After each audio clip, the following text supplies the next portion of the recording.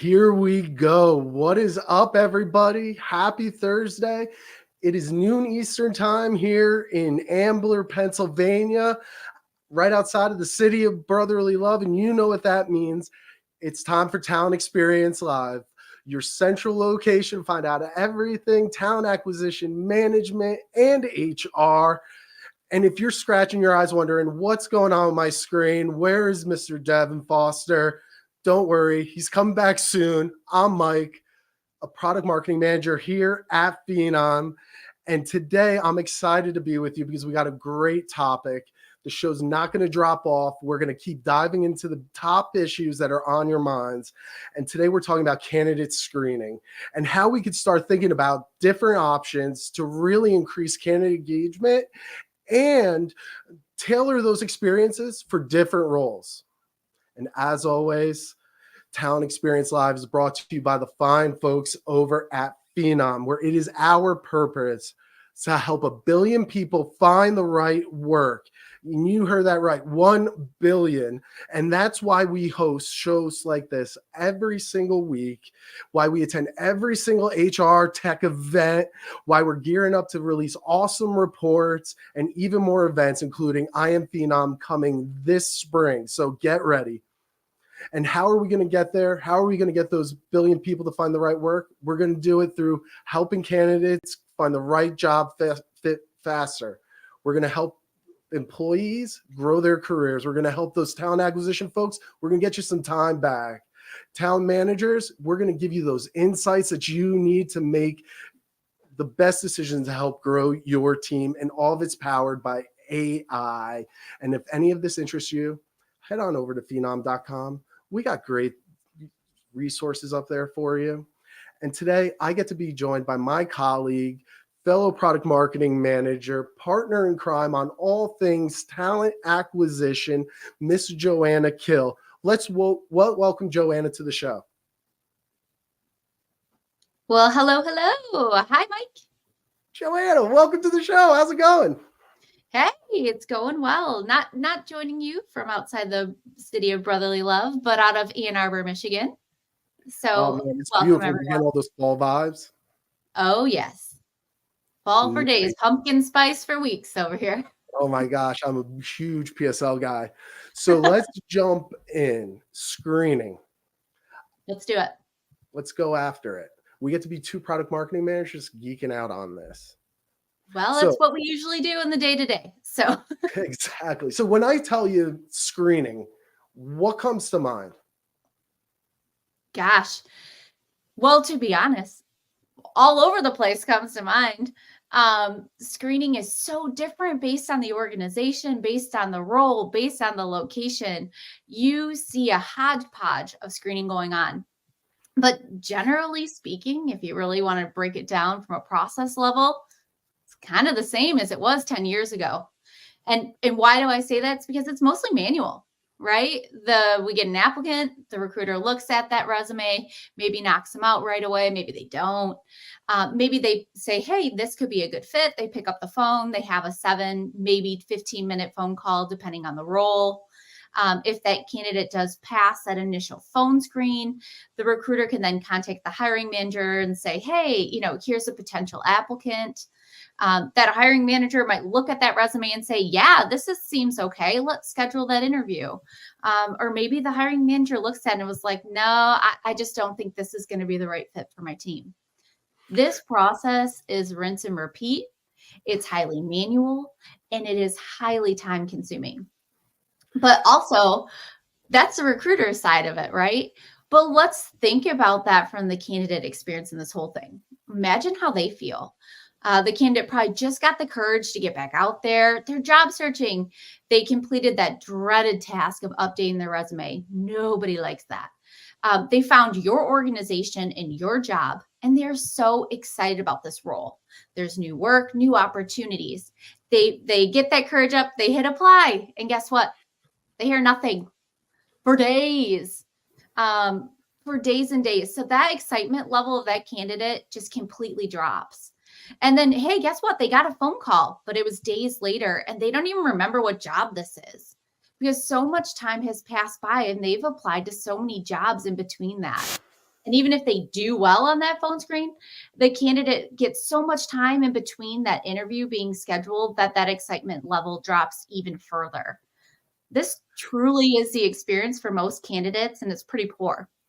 I mean, So while those we're here, delays are we're talking about so screening real. tools that can really eliminate this wasted time and that back to forth. So you can do, they apply and you say, hey, we want to learn more about you. And that gets them excited. Oh my gosh, without a doubt. And I mean, like today's day and age, I'm a dude that just gets impatient waiting for my food to heat up in the microwave. And so I can't imagine how somebody must feel when they start this process of actually opening themselves up, going through the screening process, and then absolutely hearing nothing. It's so inefficient. Yet so common. I mean, think of, your last job. That's probably what happened to you. Or even if it was fast, it wasn't that fast, what you're used to. I mean, there are so many disadvantages, I think, to taking the singular approach versus taking more of a diversified stance towards screening because there's so many different jobs, there's so many different specialties that you need to hire for, whether it's frontline or knowledge worker. Can you talk to me just like a little bit more about like why are we still stuck in this pattern of just approaching screening in the same manner? Yeah, it's change management, really. But when you really just take a singular approach to screening, what that can really do is just limit that candidate's full potential. So you're not evaluating them on the technical skills and communication that the job actually requires. This is why video and audio is so critically important because they can help highlight those things that may be a gap in that resume. So if you do use this diversified approach, what you just mentioned, which is a mixture possibly of text, audio, video, screening questions, you really do engage them more effectively and you get that full picture of their abilities. And that can help your organization lead to a much better hiring decision. I'll Yeah. give you a good example. We often think more is better, right? You get 60 applications for a job, so there's got to be a winner in that applicant pool. And guess what? You're probably right. But how do you limit down that applicant pool so you don't spend the next month in interviews, right? Or make an offer, and then the candidate turns it down. All of that is time wasted. On the flip side, what happens if there's a low volume of applicants for a role? The recruiter looks at the resumes that came in and they start reading over is like, shoot, none of them seem to be a good fit. I don't think they have the skills. And that job stays open for months too. So now consider this. What if the applicants in both pools did have those skills, but they weren't reflected on their resume? Can you really judge someone off of a piece of paper? Where this Resume is helps, the so screening flat. comes in. It only gives you one vantage point of a person. If you're trying to pull those data points out to validate somebody on first blush without even asking a question, without even hearing their voice or just seeing how they interact, it is so flat and static. It's a really poor candidate experience. Like I feel like candidates must feel like they're getting shortchanged. Absolutely, because think about it. Your resume is just your writing ability. That's just one skill. If you lack that skill, then you are unable to communicate what you can bring to the table, and that's truly limiting. Where screening can help in both these scenarios, that amazing talent pool that you got, right? Lots of applicants, and the one that you're like, oh shoot, there's not much to look at, is that it can then highlight the ones that maybe had fallen short on there, or maybe even in that large volume, indicate who you should interview first. Either way, you're going to find talent faster by utilizing this technology to help you weed through those much faster. And it's really about getting that fuller picture of who the candidate is and what they're capable of. So all of this sounds really, really great to me. Like giving people options, giving candidates options as far as how do they prefer to communicate, how do they prefer to be viewed and seen and evaluated. Then why are so many folks so apprehensive? Well, there's a lot of reasons about that. One, it could be that leaders feel hesitant about using a tool with multiple options because it seems complicated, right? They pick up the phone and they do that. So, how would they juggle multiple formats like text, audio, and video? Maybe they think that could slow the process down. There's also concern that not all candidates will be comfortable with the format. Or maybe they think that it will take way too much time for their team to learn how to use the tool effectively, or to question whether the cost and effort are even worth it. Really, it comes down to, with those types of concerns, it's too much change management. So they just don't act. But on the other side, there is some TA leaders that say, well, yeah, we could do screening, but we don't have to. It's not a problem. Our quality of hire is great. But the thing is, with that thinking, they're not thinking about the time their organization is truly spending on screening to get to that quality candidate. Screening is time consuming. So imagine what the team could do with so much time back. Right. And so I said at the onset that we were going to geek out because we're two PMMs. Maybe we could take a step back and talk really in detail about maybe some ways that folks could start using or approaching some of these different options. And my head goes to right at the top. Typically, folks need to start getting a view of a candidate, and that's done with knockout questions that can help validate whether or not somebody has the right skills or the experience or in the right location to really take the opportunity. Can you tell me a little bit more from your experience? Like, where do you see those knockout questions really helping folks? Yeah, absolutely. Knockout questions have been used for a long time. And you know why? Because they do a great job that can quickly identify candidates that meet just the minimum qualifications for a role. So that could be a frontline role. Let's think about questions that focus maybe on availability or certifications. Knockout questions can also be used for knowledge-based roles. Maybe it could assess specific skills you're looking for or experiences. So in this case, where we're seeing a lot of knockouts being used is think healthcare, IT and services, transportation, some roles such as nursing, customer service reps, and operations. What about those frontline roles, like for restaurants and like where you need to make sure that you get that person in the door to fill that shift in that moment? Because you could even dive deeper than just basic requirements. You could really get into like the skill level and experience as well with them. Oh, absolutely. That's a great point. So, Joe, as we start thinking about these other options, so really like the knockout question, it kind of just sounds negative, but I want to blow that out of the water. And I want to kind of just put the negativity of knockout questions, lay it to rest, because really there's benefits here. Well, sure, absolutely. It's all about time, right? You don't waste my time and I don't waste your time. There's nothing worse than for a recruiter to put in time to interview someone to be like, oh my God, their salary requirement is 2 times that of this role. I have now invested how much time in this person that if I would have asked one question from the very beginning, I wouldn't have done. Now, think of that from the candidate. Two ways though, too, right? Like it's even helps the candidate. I would much rather know on the onset whether or not this is good for me. Absolutely. So those knockout questions can be critical to make sure that everybody moves forward in a very positive, progressive manner. Get it out in the open. Be transparent. It's expected now.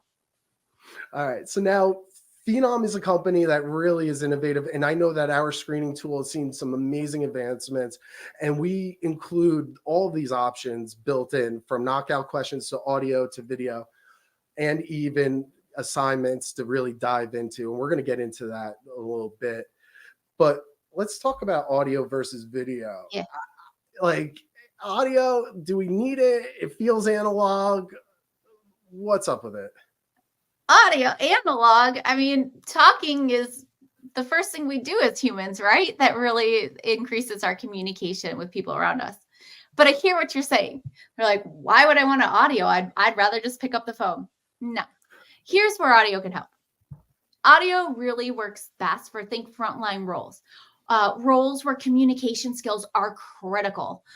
Again, some examples here might be nurses, call center agents, office assistants, internships, maybe entry-level roles. Really think job zones 1 through 3. Mhm. For these types of roles, we need to capture that candidate's voice and how they articulate themselves. Maybe you want to simulate a phone call or real world interaction. This is an essential skill that this candidate must have if this role relies heavily on communication. So, audio screening can also be easier and faster for candidates too. We need to acknowledge that not everyone is comfortable recording a video or has the right environment for it. Audio screening can lower that hurdle and it can make it more accessible.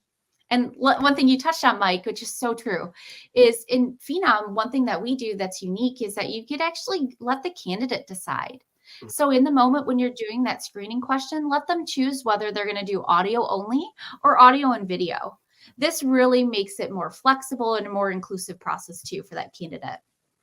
Oh, totally. And it's funny because like I take some of these ideas out onto the street with me, and I was actually at a doctor's appointment, and the nurse that was helping take my vitals, I was like, "Hey, can I ask you a question?"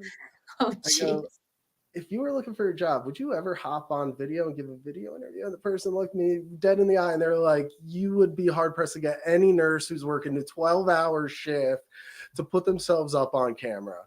Like it is near impossible." And then it ends up creating greater inefficiencies for the recruiter because they're not getting those leads in, they're not getting those applications because maybe they're not just applying the right format. Yeah. Well, that maybe you should keep more medical focus in your appointments. But I appreciate the commentary. You're so right. It depends on the role, right? Or, maybe your house is a mess and the kids just destroyed everything and video is just not a good format. But either way, what people love about that choice is that makes them feel like you understand them. You know where they're coming from. You put them at ease. It allows them to prepare their answer and really deliver it in the manner they wanted to. Mhm.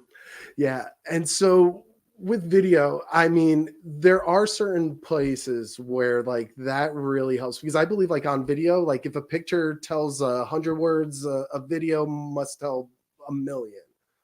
Yeah, So that's a when good thinking point. about video, like we just talked about some of the hurdles of why people wouldn't want to get onto video. Maybe we could talk about ways that we could help folks get encouraged about video and where Yeah. that could actually work out really well for some folks who are on listening today. Yeah, absolutely. And one thing to think about with video is that there still is lots of people that truly don't care. They're just so used to it. They're on video all the time. So it's just not a big deal, right? That they don't mind recording themselves. And in fact, we actually see candidates that do video screening, there's a conversion rate of over 70%. So that data doesn't lie. That means that 70% of people are comfortable getting on video to do this. And in fact, we even give the candidate the ability to rate, hey, how was your experience? And our average rating for video screening is 4.7 out of 5. So with that data, that supports that candidates don't mind going on a video. So folks got to just start getting a little bit more. Oh, I'm looking for the word here. Like get a little bit more courage to just start throwing it out there and just giving folks that option. I mean, 70% conversion, that's just ridiculous. Yeah, absolutely. Yeah. And imagine, like you said, the million pieces of inference that you can get just from looking at that video. Yeah. Now I feel like there might be some folks who are listening today and are like, listen, knockout questions, text-based answers, audio, video. Okay, I could get a good first impression. But for those knowledge worker roles, or like when you really want to dive in and to start getting a feel for how will somebody respond in a real world scenario, or what is the level of the work that they could actually output for the role, are there ways that folks can use tools, or are there tools out there and features that could actually help dive into deeper understanding of a candidate? Yeah, absolutely. So that's kind of the fourth piece of the puzzle, right? Audio, video, um, audio, video, those knockout types questions. So then there's also these case study type questions. So think of that as the problem solving area. So we know that corporate roles require this problem solving skills, right? And the most effective way to know whether a candidate can actually tackle any real world scenarios is through case study screening. It's been used for a long time. We see this case study screening used for roles like data analysis, IT professionals, consultants, project managers. Those are just some common roles. But it's particularly effective in industries where critical thinking and problem solving is essential. So in this case, think maybe financial services, pharma, transportation, manufacturing. The list can go on, but that's just some common ones. So what this case study does is it's actually going to simulate the actual challenge your candidate will face in the job. You can present that task, you can present the problem, and you can ask the candidate to demonstrate how they're going to solve it. So you can even score that response. So you can hear their process and their reasoning to tackle this challenge and their solution to it. And if you do work in an environment that's maybe really fast pace and you want to see how a candidate could perform in that type of environment, you can even add time limits. So that adds that extra layer of evaluation to the candidate to see how they manage pressure and prioritize their time. So case studies really allow you to get deeper into the candidate. You started alluding to another persona, another person who's a major part of the interview process, because it doesn't just take the recruiter, it doesn't just take the candidate, but it's also the hiring team and the hiring manager. We really focused in on, like, if you start choosing the right options, if you start using the right use cases for the roles that you're hiring for, you could really give those candidates an amazing experience and boost that recruiter efficiency. But for the person walking into the interview, how can screening help them? Oh, yeah. Hiring managers, and really depending on the role, right? They have so much on their plate. Think of maybe it's retail and it's a store manager that's hiring. Imagine all the daily tasks that they have to do, right? And they need people too. So how do you manage both? Right? These screening tools really help them quickly narrow down that pool of candidates. And here's why that matters, because that means they're spending less time in interviews, right? It's the worst feeling in the world to know you gave an hour of your time up just to learn, shoot, that candidate is not even going to work out. So imagine you could get that hour back in multiple ways for a hiring manager. That's huge for them. Also, think of the hiring manager, they're assessing fit, culture, personality. None of that is on a resume, right? You get that typically in the next stage of the interview. You can get more into that to make sure that their abilities are a good fit for the team. So by giving these screening tools, it really helps the hiring managers hear those authentic responses and can make an evaluation that's consistent. Now, X plus screening even helps hiring managers like get ready and get into the interview too. And we talked a lot about just the different automations and the different options that are available, but like there's a lot of intelligence that could be tapped into too, as far as using generative AI to help you get ready for the interview. Is there any advice that you could give folks who are looking to maybe standardize their interview process more, or to really support their hiring managers? Like, should we all be going to Chat GPT every single time we need to get some interview questions? Yeah, for each organization, this is so different, right? They might have just a piece of paper that's now a PDF that these are the questions they've been asking for years. But are those the right questions? Right? What it comes down to is really to focus on what's really important to the role. And we know writing questions, this could be super time consuming. So yes, that you're right, Mike. That is why we built Gen AI into our product, because it can help you write those questions quicker. It can make sure your questions are clear. And it can also make sure they're directly tied to the skills and qualifications you're looking for in that role. And that leads to just a consistent and fair evaluation. So let me give you a good example here. If you use open-ended questions, for example, you can get a detailed response and a sense of how candidates think and they solve problems. So maybe you'd want to ask more open-ended questions. You can also throw in behavioral questions and see how candidates have handled real situations in the past. The goal here like we had talked about, is for you to just understand the candidate's potential fit for the role. That's all you're trying to do here. So you can take it deeper into the funnel and move on to the next stage, which is interviewing. So, and yes, Phenom does that. We help our customers every day with this generated library of questions just to make sure you can improve that role and cultural fit within your organization. So we talked a lot about where innovation is today for screening, like how folks could start thinking about screening differently, what technology is out there at their fingertips that they could start applying, testing, piloting in their own organization to see if they can move that needle, go from that 65% response rate all the way up to that 70%. Could you give us like a little taste of maybe like what's coming down the pike or some of the innovation that you've been seeing? Because we get to get exposed to a lot of cool stuff. Oh yeah. Yes, we do. I will say, traditional methods just aren't cutting it. What we're seeing right now is something really cool, and I can totally geek out on it, which is our voice agent. But let me give you the backstory. So let's think of the current situation. For most of our candidates, they're working multiple shifts. They're on the go.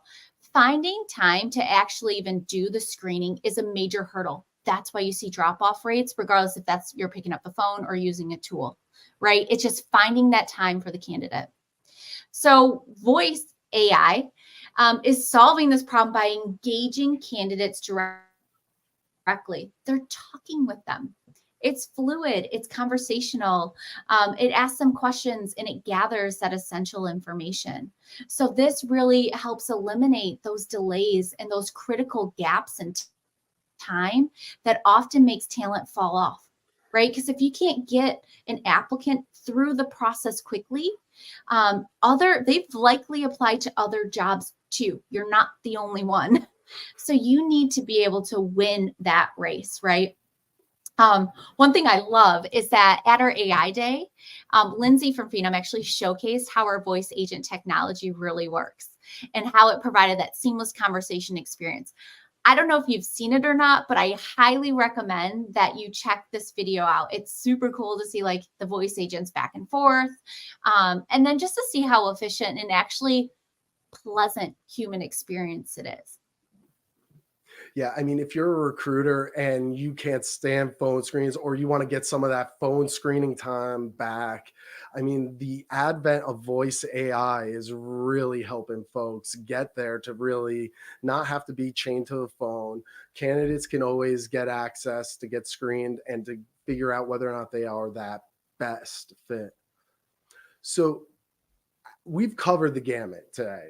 I feel like we talked about screening from top to bottom, what options there are. If you were here today and like you might not even started exploring using different options, maybe you've never even experimented offering a video interview or even experimented giving a candidate an assignment, what would be some good places for folks to start if they're exploring different screening options? Yeah, that's a really good question. And honestly, it really starts with understanding your needs, your goal, and your process. It's looking at your time to hire, time to interview, right? Does that match your organization's expectations? Do you have jobs that stay open for months? Well, why is that? Is screening a part of that problem? Likely the answer is yeah. So really identifying where those pain points are and inefficiencies are is really what's critically important for you to know how to solve them. So from there, I'd recommend researching tools that offer flexibility so you're not just held to video or held to audio or held to text, whatever it is. You're going to need those various formats to help your organization grow and scale as your needs also change. Also, you want to think about how is this going to integrate into my current system, into my current workflows, right? You want to make sure those exist and it's seamless so there's not gaps because the technologies don't work well together. You want ones that can actually sync. That's very important for scalability. And then like all other things that you do, right? Read those customer reviews, read case studies, request demos, and see how each of the tools can fit within your specific needs. That's fantastic, Joe. Thank you so much for joining me today. I totally agree with you. Go out there, do the research, look at your organization, dive deeper into your processes, maybe start thinking outside of the box of how you could start experimenting and trying things differently. Joe, I really appreciate you hopping on and chopping it up with me today. Yeah, thanks for the opportunity. I hope everyone found the conversation enlightening. Right on. We'll catch up down the road. See you soon, Joe. Yeah, thank you. Well, there you have it. There's options. Folks can start screening and responding to questions and getting qualified for the right fit job whenever they want. There's no more barriers between if a human could actually get in contact with them or not. Candidates are going to stop wondering, where am I in this whole process?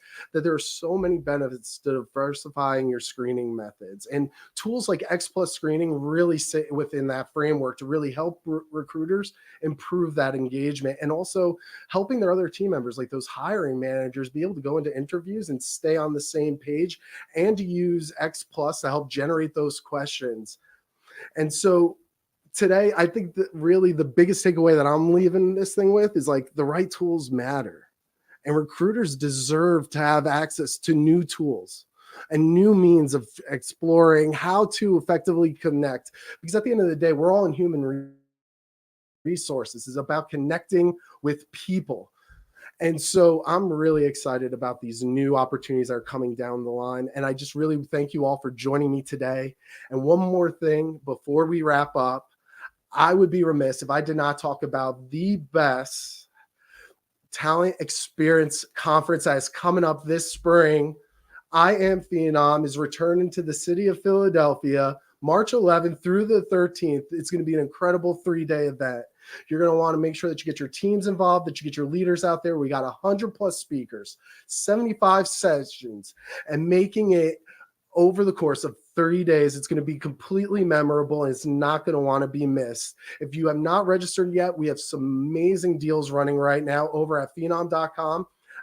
Where you could go ahead and get registered. And as always, thank you so much for listening. And if you're curious about X Plus Screening, or you want to learn more about how Phenom is driving out that purpose to help 1 billion people find the right work, head on over to phenom.com. And as always, thank you for tuning in to Talent Experience Live. We appreciate you. We'll see you next week. And Mike DeMarco signing off.